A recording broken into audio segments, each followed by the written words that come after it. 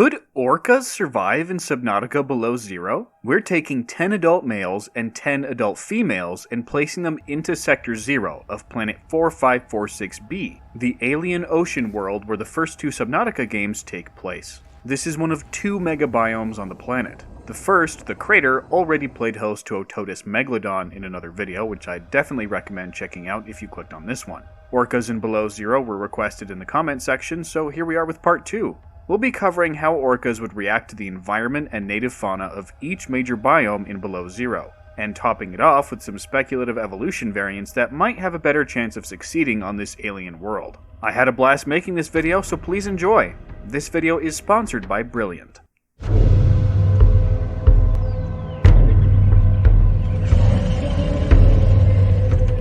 First, some quick background information on our black and white ocean wolves. Orcas are massive marine apex predators in the clade Delphinidae, a group of cetaceans that includes dolphins.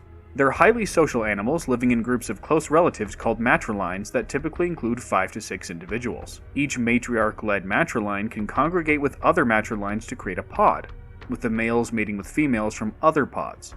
Pods can contain dozens of orcas. The next level is a clan, made up of multiple pods that have similar dialects or patterns of descent. That's the highest level that might be relevant to the video, since we're only dealing with 20 adults at the beginning. Let's say that we have 4 matrilines of 5 orcas each, all on friendly terms, with enough genetic diversity between the matrilines to prevent significant inbreeding issues. Orcas are physically powerful in addition to being socially complex. Females are large at 5 to 7 meters and 3,000 to 4,000 kilograms, with the males ranging between 6 and 8 meters and 5,000 to 6,000 kilograms on average. Exceptionally large male individuals like the Copes and Goliaths of the orca world can pass 9 meters and 10 metric tons. With such impressive stats, it's little wonder that they can feed on just about whatever they want. Orcas commonly form subpopulations that specialize in different prey items, with some that hunt salmon, others taking on seals, and still more taking on great white sharks to eat their livers.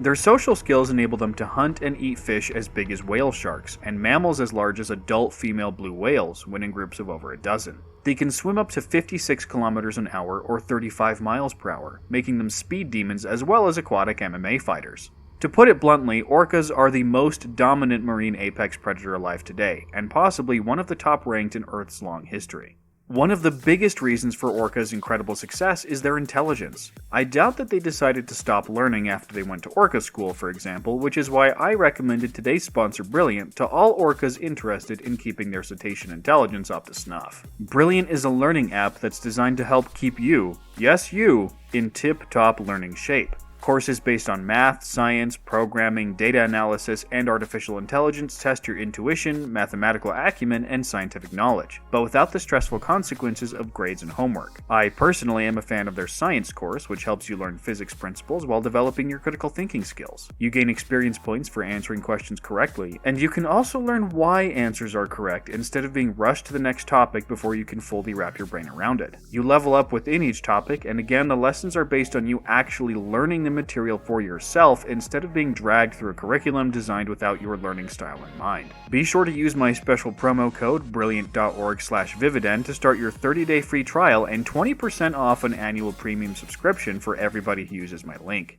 So can orcas go fin to fin with polar aliens? We'll be scoring them from 1 to 10 on how well they adapt to the environment of their new home, can find enough food to fulfill their hunger, and deal with the hangar of threats and competitors. Let's go first to the shallow Twisty Bridges biome.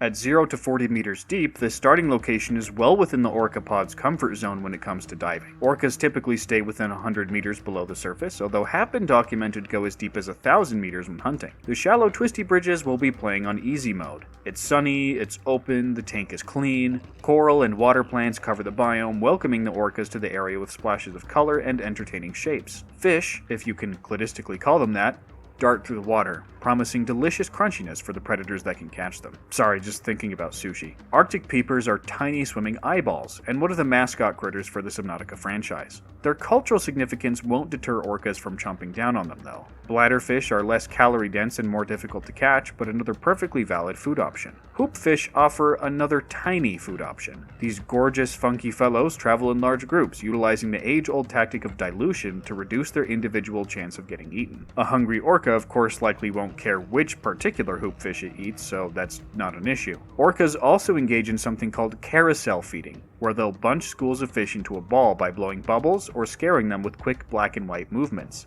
and then tail slap them into oblivion, eating the fish they killed with a blow. Boomerang are another excellent choice. They're the biggest fish in the shallow Twisty Bridges and are relatively slow, making them easy prey with a high return on investment. We should take a moment to address the climate of Sector 0. I can't find official temperature data beyond what appears in the game, but based on the amount of above-surface ice, glaciers, and icebergs, we can broadly compare the sector to Antarctica. The salt and other minerals in the ocean prevent it from solidifying, although the water is still at around freezing. Would this factor count the orcas out from the beginning? Short answer, no.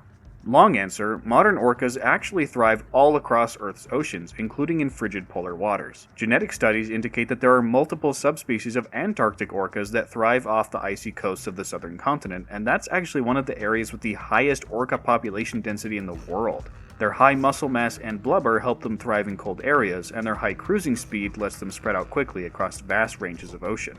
So the temperature isn't a problem, the depth isn't a problem, and there's plenty of fun little fish to chase around in the shallow Twisty Bridges. The only issue with this biome is that none of the prey items are particularly large. Even the boomerang is nothing more than a snack. For reference, a 2010 study calculated that a 4.3-ton male orca requires 228,000 kilocalories a day, the equivalent of eating nearly 2 adult male humans. While it's possible that the fish of Sector 0 are freakishly calorically dense and would be the ocean equivalent of lembas bread, it's more parsimonious to compare them to earthfish. How many did you eat? 4. While the shallow Twisty Bridges is a great place to get used to the new planet, the orcas will definitely need more food. Moving on to the Arctic Kelp Forest. The Arctic Kelp Forest is a nice enough area, rich in creep vines, redworts, oxygen plants, and other flora. Arctic peepers, boomerangs, penguins, and penguins provide food, although they're all smaller than would be ideal to support adult orcas' high metabolic requirements. Young orcas especially may enjoy deflating the oxygen plants as a form of social enrichment. They'd breathe in extra oxygen when needed, of course, but might just pop the plants to watch the bubbles travel up towards the surface of the water. And speaking of play behavior, orcas may view the sea monkeys as fun little chew toys, dealing out justice for all the Alterran visitors who had their scanners and knives stolen by the miserable wretches. Thieving little sea monkeys suck, I hate those things. The Kara virus should infect all of them and leave us in peace. First playthrough, it immediately stole my scanner. You can't even stab them since they'll just steal your dang knife! They're similar in size and overall body shape to many of the seal species that orcas are known to hunt on Earth, so they might want to shove off and find another biome to terrorize. They are irritatingly agile, however, so they may be able to avoid orcas more effectively than we would like. The Sparse Arctic is a cloudy, low-light environment mostly covered by huge ice shelves. Thanks to the relative lack of solar radiation, it's a biome with low primary productivity, so the name Sparse Arctic is fitting. Penguins have been known to appear here, diving beneath the ice, and would be great targets for hungry orcas. Arctic peepers are another form of marine popcorn, but the most nutritionally efficient target here is the Titan holefish. Their symbiote defenses may be irritating, but wouldn't pose much of a threat to a 3 to 6 ton adult orca focused on its prey. Do not come between the Nazgul and his prey. The additional oxygen yield that Titan holefish offer is another resource that makes them worth targeting, and would somewhat offset the difficulty of finding open air between the ice shelves. Penguins, again, are fantastic food sources. They're the size of small seals and live in groups, entering the water to feed, and so are both vulnerable to orca attacks while existing in large enough numbers to provide consistent nutrition. Orcas are no strangers to attacking animals on land either. They've been known to pluck seals off the beach and wouldn't have problems turning the penguins' diving areas into death traps. The Sparse Arctic is an area with no competition and decent food availability, so you can bet the orcas will be spending some time here. The thermal Spires is a rough, rocky region, dominated by hydrothermal vents that are encrusted with coral and surrounded by large predators. The menu here is, ironically, more sparse than the Sparse Arctic. Arctic peepers, boomerangs, and featherfish are the only animals in the area that aren't too dangerous for orcas to hunt and provide relatively few calories. Remember, an adult orca needs to eat the equivalent of 1.5 to 2 adult humans every day. That's a lot of fish. Here it'll be competing with the Cryptosuchus, or hidden crocodile. Cryptosuchus are comparable in size to the biggest orca males ever recorded. While much slower than the mammalian invaders, they're heavily armored with keratinous spikes that make attack dangerous for anything crazy enough to try biting them. Their own bites are potent, but Cryptosuchus only attack animals that are in close range and will typically flee from combat once their target fights back. They're definitely something to be wary of, but not so dangerous that the orcas wouldn't be able to roam the thermal spires and be fine in matrilines or bigger groups. The other animal that may prove dangerous is the rock puncher, essentially a gigantic mantis shrimp that sifts through the seafloor in search of small prey. The PDA states that its armor is so powerful that it's only vulnerable to attack from Leviathan-class predators. Its arms are strong enough to punch through the seafloor to uncover its prey, so they'd absolutely be able to do serious damage to curious orcas that got too close. After 1 or 2 serious injuries, the orcas would learn to leave the huge crustaceans alone. They'll likely leave the thermal spires behind in search of more food-laden waters. How about the proper Arctic? This biome is divided into a west and east iceberg zone, and is rich with prey items that would make any reasonable orca salivate. Arctic peepers, bladderfish, boomerang, and Arctic ray fill the popcorn niches. Pinnacarids are human-sized predators that eat the aforementioned small fish and dart through the water, but aren't above leaping onto the ice every now and again. They'd be a prime target for orcas given their size. Penguins and their offspring, the adorable penglings, provide yet another seal analog and consistent protein source. Finally, Titan wholefish are the centerpiece of the dining table, once you get past their nasty, annoying symbiote protectors. Wait, hold on, there's something bigger than the Titan wholefish here? Glow whales are the actual feast. 30-meter behemoths, they hunt schools of fish by swallowing them en masse, but otherwise show no aggressive behavior. They're quite slow and have no notable defenses apart from their size. Given orcas' documented tendencies to hunt animals as massive as blue whales, which aren't as long as glow whales but much more robustly built, they'd happily attack glow whales in groups and rip them into chunks to share within their pod. The Arctic does have the first Leviathan-class super predator to compete with the orcas, however. Meet the Chelicerate, Below Zero's answer to the Crater's Reaper Leviathan. I won't lie, this design is sweet. Take a solifugid, combine it with a lionfish, and make it twice the size of the biggest megalodon ever known, and you get this guy. They're stealthy predators, almost entirely silent when swimming, and their huge jaw gape allows them to gnash on prey of enormous size. Chelicerates are heavily armored to boot, which makes attacking them even in groups impractical and dangerous. They could instantly kill any orcas they catch, but may not always have the speed required to be an existential threat. Their cruise speed is outpaced by the sea truck, which is stated to move at 11 meters per second. They can, however, move much faster than the sea truck when they want to, so likely have top speeds comparable to the 15 meters per second that orcas boast. While they are stealthy and silent for such large animals, they wouldn't be able to fool the advanced echolocation abilities of an orca pod, and so may only get occasional kills in. That being said, orcas are smart enough to recognize when they're in danger and wouldn't go out of their way to expose themselves to a predator they don't have the firepower to match in close quarters. The Chelicerate won't have to worry about losing its spot as apex in terms of physical combat, although if anything, it would struggle with the sudden competition for hunting glow whales. The Arctic overall is the best biome so far, but there are more to explore. The Lilypad Islands provide a similar expansive menu to the Arctic, but go as deep as 340 meters. Again, that's well within orcas' diving range, but they'd prefer to stay near the surface. They'd swim between the floating chunks of seafloor held together by lilypads, chasing after the many types of prey available. Bladderfish, boomerang, and featherfish are familiar crunchable snacks, along with schools of hoopfish. Sea monkeys remain highly agile and mischievous, but might get chomped on now and again. Newtfish are small, brightly colored predators that would be the equivalent of fruit candy, while spinnerfish are like herbivorous, balloon-shaped starfish. I am absolutely convinced that orcas would use spinnerfish as toys rather than food, given how their siphons would cause them to spin wildly in games of toss. Lily paddlers resemble Earth's sea dragons, but are the size of adult humans. Their pheromones are known to disorient intelligent species and may deter orcas, whose high cognitive function might prove to be a disadvantage if they approach these elegant creatures. Brute sharks are one of the larger predators in the Lilypad Islands, but at the size of great whites are perfect prey items for the voracious orcas. Lots of livers would be consumed in this process, assuming brute sharks have livers. They're much less threatening than the giant 11-meter squid shark. Squid sharks are extremely fast in short bursts and utilize electrical attacks with their tentacles. While they live and hunt alone, they're bigger than the very largest orcas. Their tentacles' electric output is powerful enough to shut down Altera vehicles and would cause severe harm to any orcas it managed to hit. But squid sharks specialize in going after smaller prey. Orcas would soon learn to avoid attacking these zappy saspots and focus on taking on brute sharks and glow whales, supplementing their diet with the many small species of fish. Honestly, the purple vents are not a good place for the orcas to set up camp. Dominated by purple fumaroles that expel scalding water and deposit minerals in the surrounding area, the purple vents offer only bladderfish and featherfish as menu options. A chelicerate provides its menacing presence, along with multiple Cryptosuchus, and the exploding crashfish population would undoubtedly claim several curious orca lives before the invasive dolphins figured out how to avoid them. A fissure to the deep purple vents can be found here, but we'll discuss the cave systems later. All in all, there's no motivating force to keep the orcas here and plenty to drive them away. Moving on.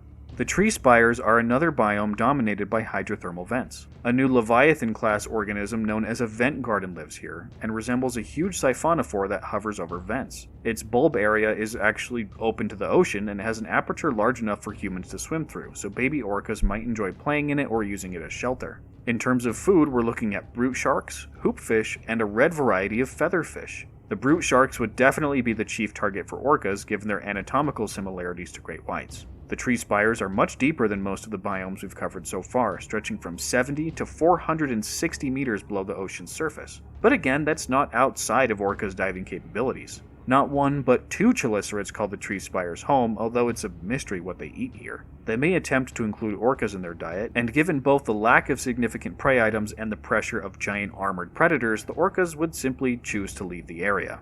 Our final main biome we'll be covering is the Twisty Bridges. Below the shallow Twisty Bridges that the orcas started their adventure in, these bridges go as deep as 250 meters and include Arctic peepers, Arctic rays, bladderfish, boomerang, and schools of hoopfish, with the occasional brute shark making an appearance. Brute sharks would undoubtedly be the culinary focus here, and the oxygen plants may provide both air and entertainment to the orcas.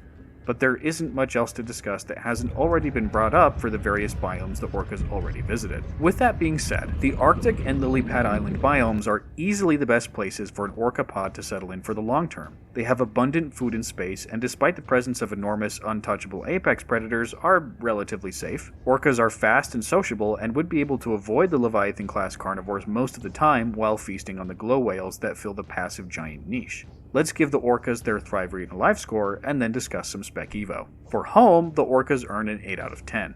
They're used to cold temperatures, do well in shallow coastlines, and are fast enough to quickly spread out. The only downside is that they prefer much larger territories, and Sector 0 is only a couple square kilometers. This would keep their population low by necessity, making them more vulnerable to genetic drift events like polar storms or other natural disasters. Spreading out to the void would be a bad idea, for obvious reasons. For hunger, they get a 7. Some areas provide plentiful food, like the glow whales and titan holefish, but many biomes in Sector 0 just have tiny little baby fish that wouldn't provide more than the nutritional equivalent of giving an M&M to a starving man. If they stayed in areas with sufficient megafauna, they'd be alright. For hangar, we're looking at another 7. Orcas are fast, powerful, intelligent, and organized. That combination of traits makes them very difficult to take on, but they're not invulnerable, and the sheer power and armor of animals like the Cryptosuchus and chelicerate means they're not truly on top of the food chain. But remember, a 5 is considered the minimum, so they're notably above a passing grade here. This gives Orcanis orca an overall Thrive, Read, and Life score of 7.33 out of 10. Really quite good. They'd not only maintain their population, but slowly expand, giving them the opportunity over time to diversify. Assuming they didn't get infected by the Kara virus and had millions of years to integrate into the Sector 0 ecosystem, what would they end up looking like? Speculative Evolution. First, we need to have a disclaimer about realism and fictional rules. While my Thrive, Read, and Alive series is more strictly paleo-focused than Madly Mesozoic's Assessing Survival, for example, I do occasionally stray into fictional environments. When that happens, I'll use the rules of that universe. Orcas obviously wouldn't evolve the following forms in an Earth-based realistic environment, but in Subnautica, where kaiju-sized underwater monsters with supernatural abilities are part of the course, well, you'll see. Our first variant is Orcanispleas, a cave-dwelling orca that parasitizes the shadow leviathans, similarly to how lampreys do with earth sharks. These orcas found the entrances to Sector 0's caves and shrank to fit the environment, transitioning from apex predators to relatively small meso-carnivores. Orcanispleas bulls are 4 meters long when fully grown and weigh 800 kilograms, with the cows at 3 meters and 500 kilograms. They aren't true parasites, in the sense that they also engage in hunting small to medium animals like featherfish and brute sharks, but spend significant portions of their time using their wide jaws to hook onto shadow leviathans and slowly chew to access their bloodstream, using their black and red coloring to blend in. Individual cave orcas have specific access points on shadow leviathans that they mark with pheromones in their saliva, and will fight fiercely to defend those points. They're fast and maneuverable, able to dodge the attacks of the giant predator that they slowly eat, but don't do so much damage that their hosts are in any danger of extinction. The next is Orcanis Hyperdontis, an armor-crushing orca that hunts Cryptosuchus. It's kind of like a giant Dunkleosteus, but with the intelligence of a dolphin. These brutal 12-meter, 15-ton predators were selected for lone living by the limited resources of Sector 0, and so there are relatively few individuals at a time, again following Subnautica logic here. Hyperdontids patrol the purple vents and thermal spires, using their speed and incredibly powerful jaws to crunch through the armor of Cryptosuchus and young chelicerates. Feeding on other big predators gives them a high trophic level, but they still don't take on adult chelicerates and will flee the area when attacked. Their sonar is a key part of their predatory strategy, allowing them to attack at speed from a distance and bite Cryptosuchus in relatively unprotected areas like their belly and the base of the tail. They're quite aggressive towards humans as well, so Altera has advised avoiding contact with Hyperdontids unless truly crucial resources can be found in the areas that they frequent. Orcanis Acclutai is another predator that has been documented to attack humans. This terrestrial predator mainly hunts snowstalkers and penguins, but will happily munch on any Altera explorers or rogue agents that cross its path. Bear orcas weigh 2 tons and stand over 3 meters tall at the shoulder. They remain powerful swimmers as well, and smoothly leap from ice floe to the water in pursuit of prey. Their claws can damage prawn suits and sea trucks, and their jaws will instantly kill a human. They're most commonly found napping by thermal lilies when not actively hunting, and raise their young in small family groups of 4 to 6 individuals. Both parents participate in taking care of their offspring and are virtually indistinguishable by sight alone. Altera higher-ups have noticed their intelligence and social similarity to wolves, and rumors persist that a training program is... Whoa, how did I get here? Oh shoot. This is for spilling company secrets again, isn't it? Well, take this, Altera. I just uploaded this whole expose to YouTube. How do you feel about that, huh? Maybe the Kawashni could give me a ride out of here. I still need to finish the Trial of Stone after all, and there's the whole theropods in South America thing. I'm sure the Kawashni would be willing to go to war with Altera after they stole me from my cell and dumped me on an icy wasteland planet. Maybe after I go swimming with some squid sharks. Did I mention I love those things? Thank you again to Brilliant for sponsoring this video, and make sure to use my link in the pinned comment and description to start your learning journey. Join the channel to receive loyalty badges and shoutouts, with Mega Theropod level members also gaining early access to videos. Check out the Megalodon in Subnautica video if you haven't already, and let me know what other prehistoric animals you'd like to see tossed into the oceans of 4546b. I'm heavily considering the Walking with Dinosaurs Lipleurodon as well as some kind of mosasaur. Comment with your thoughts. I'm the Vividen, and I'll see you next time.